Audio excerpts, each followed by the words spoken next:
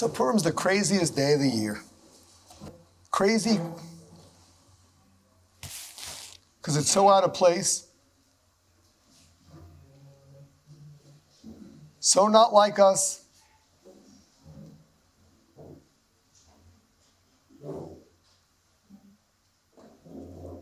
How is Purim Jewish?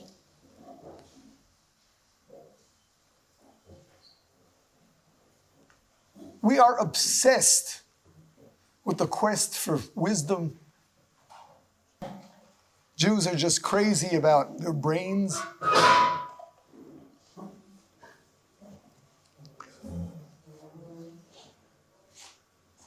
And on Purim, we blow them.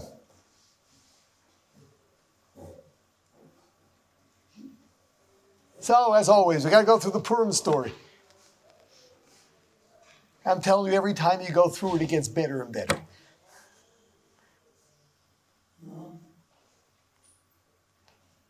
It begins with Achashverosh's feast.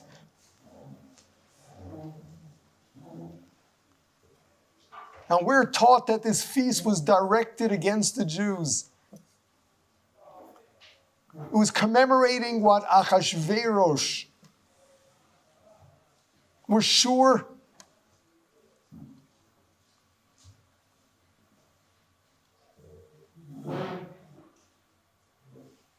was the end of the 70 years that were declared as the limit of how long the exile would last. The prophet Yirmiyahu told them it was going to be 70 years and they're coming back. And everyone knew it.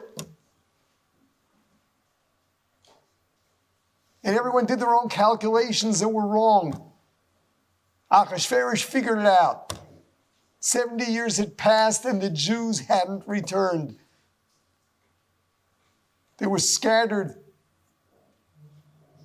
throughout the kingdom of Achashverosh, which was the civilized world of that day. See, celebrated. Among other things, he served from the vessels of the temple. So it begins with a celebration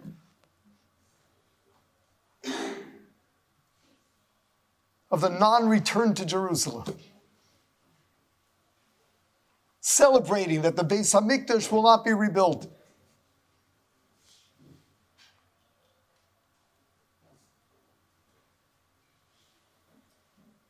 Tragedy. How do the Jews feel about this?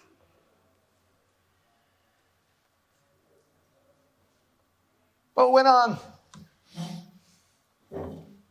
Gets drunk, kills Vashti, seeks a new queen.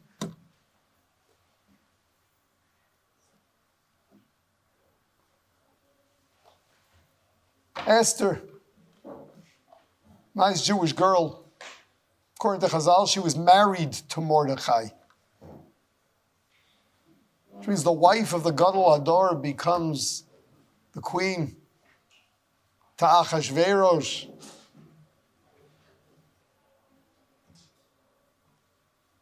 Yes, to the Jew, that was a tragedy.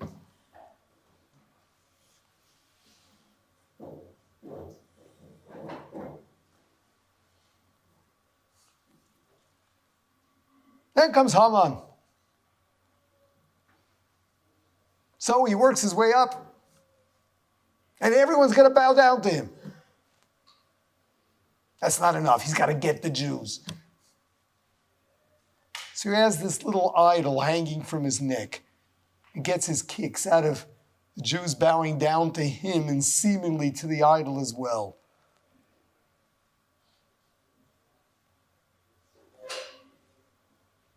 This halachically is what we term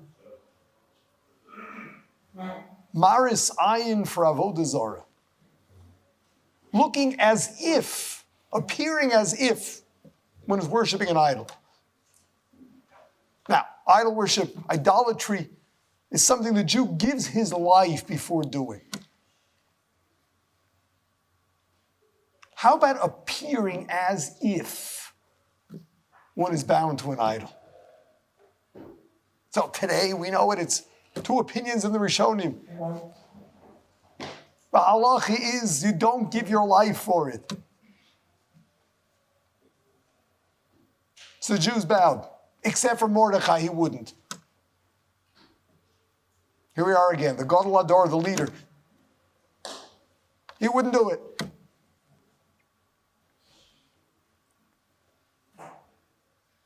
He wouldn't do it. So Haman, of course, took it personally. But it's beneath him to say that he's got a personal feud with some Jew. So instead he goes and pays off Achashverosh to put out a decree to kill all the Jews. But that's not enough. He's got to string up Mordechai too.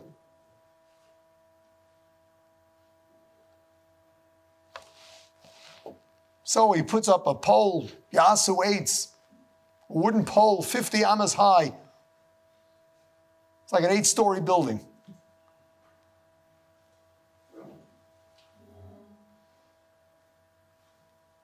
And he's going to have Mordechai hung on it. One tragedy after another. The Jews are donning sackcloth.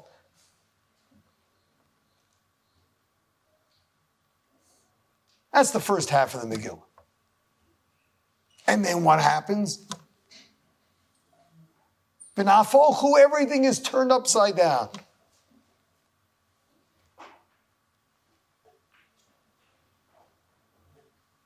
The gallows made for Mordechai, Haman's hung on it. Now the best part, and you got to understand the Megillah.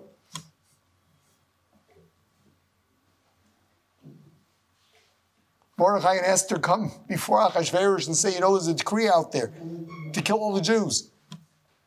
Got to revoke it. Says Achashverosh, we got a problem. Because royal decrees that are signed and sealed with the king's signet cannot be revoked. So he gives over his signet, he hands it over to them and says, listen here, you figure this one out. So what do? A new decree. A new decree.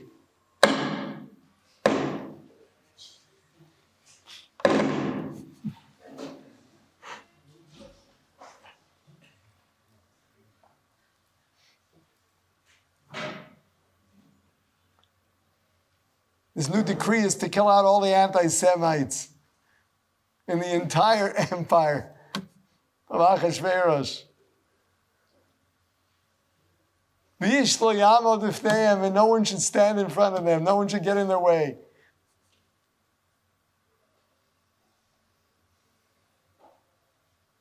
Never in a million years would Achashverosh have put out a decree like that. How'd that come about? How'd they get a decree to get rid of all the anti-Semites? Because it was agreed to annihilate the Jews, and you can't repeal it. So the only way to get around it is to get rid of the anti-Semites. So what was the real purpose of this decree against the Jews? To get rid of the anti-Semites. But wait, it goes on. Who were these anti-Semites? See, initially, the Jews had gone back to Yerushalayim and began rebuilding the temple. And then there were these kosvei sitna, those who wrote hatred. They wrote hate letters. They sent it to the king and said the Jews are rebelling. They want to establish their own monarchy back in Jerusalem. They're not building a religious temple alone. They want to rebuild their state. So it was stopped, it was halted. The only way to resume building was to get rid of them. And this did it. And that's not all.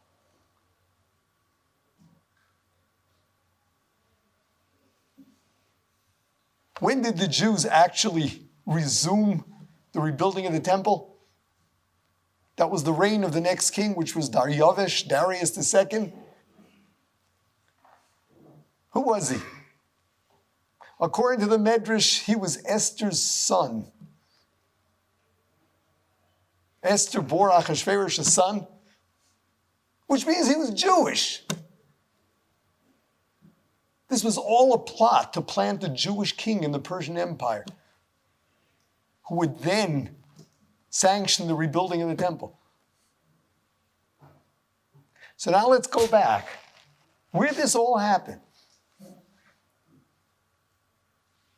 Back in that feast commemorating the end of the 70 years and the Jews hadn't gone back.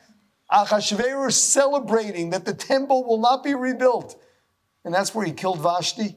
And because of that, he got Esther. And because of that, his son was Jewish. That's what enabled the rebuilding of the temple. This whole thing was a plot. But a crazy one. Absolutely everything we thought was aimed against us. Everything we lamented, everything we feared, was really Hashem working behind the scenes for us. Crazy. So, there's a secret. It's always that way. That's what Purim's celebrating. No, there were no miracles. This was not Hanukkah, certainly not Pesach.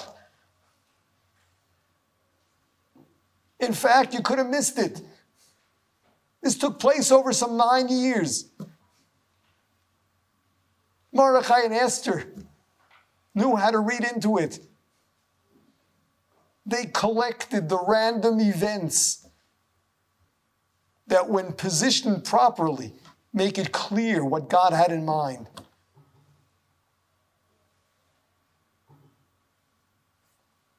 This is always the case.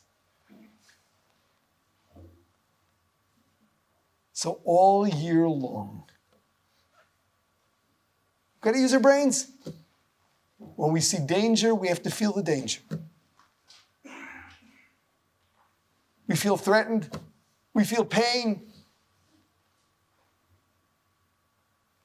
Whether it's lamenting, whether it's a call to action, we got to take things seriously. But you know something? On Purim, we know the truth. The truth is that we don't know what we're talking about. The worst things for us are the best things for us.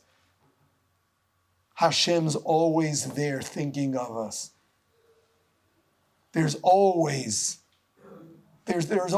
some underlying purpose. There's always a plot. And it's in our favor, not against us. We get drunk on Purim as if to say, all year long we're crazy. On Purim, when we're drunk, we know the truth.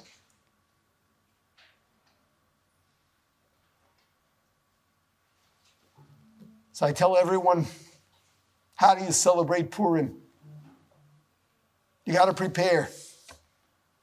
Make a list of all of your personal problems, your fears, your struggles,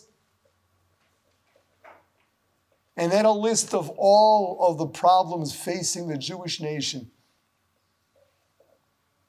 And then on Purim, drink a l'chaim to every one of them. Because it's all for us.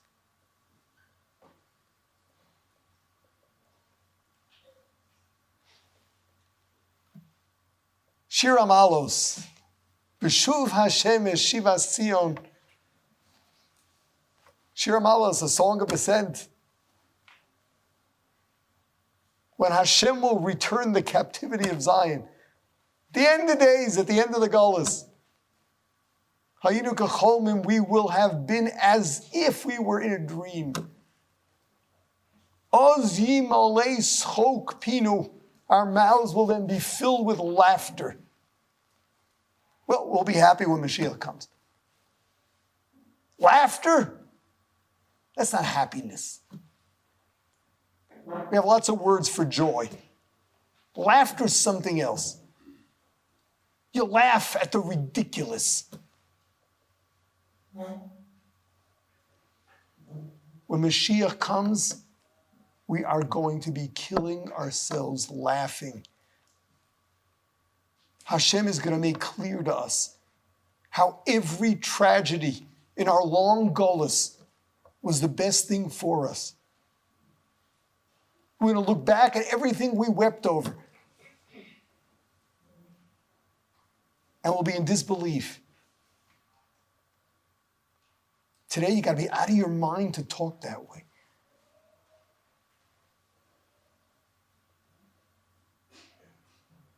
When Mashiach comes, I don't know if you can say these words, but I wonder what we're gonna do when we understand the Holocaust. We'll be killing ourselves laughing. Can't imagine it. Our mouths will be filled with laughter. Ulshonenu rina. And our tongues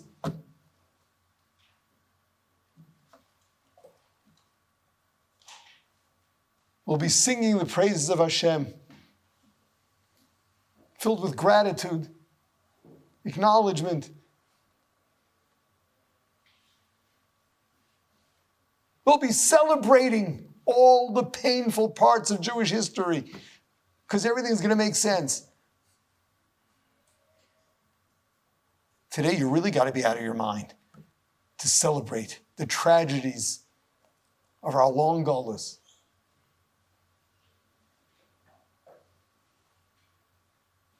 That'll be then. Purim. We don't know the answers. But the story of Purim typifies the way Hashem deals with the Jewish people. And that gives us the confidence that one day we will be able to laugh. And until then, the only way we can laugh is by getting drunk. It's a drink. Feel Hashem's closeness. Feel how we're out of our minds. Feel how all of life is opportunity for us to grow, but our experiences are really a charade. Hashem's there working for us. Purim is about this unshakable relationship between Hashem and the Jewish people, where everything he does is just for us. Feel the closeness and feel the craziness.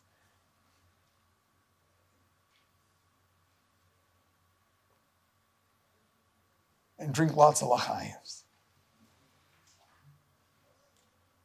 Once a year. And you know something? Getting drunk comes as a result of an intellectual decision. That life is so much greater than our own intelligence.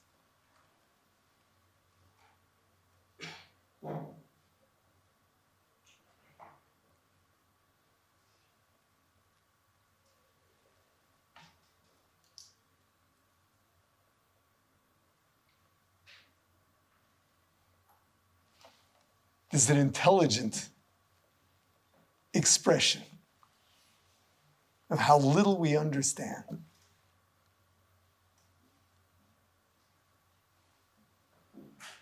So we're not running away from life.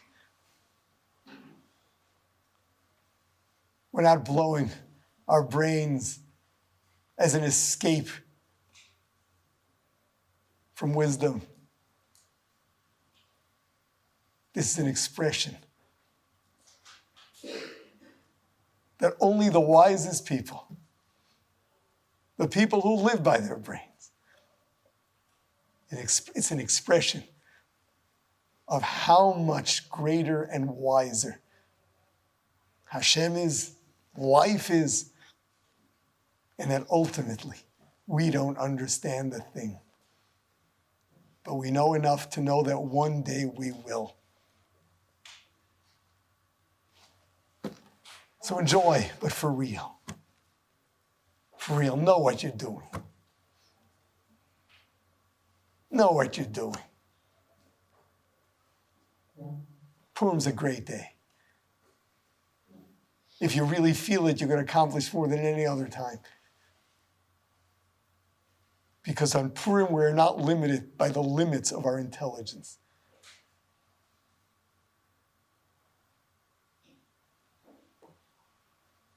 So celebrate wisely and enjoy. And have a wonderful Purim.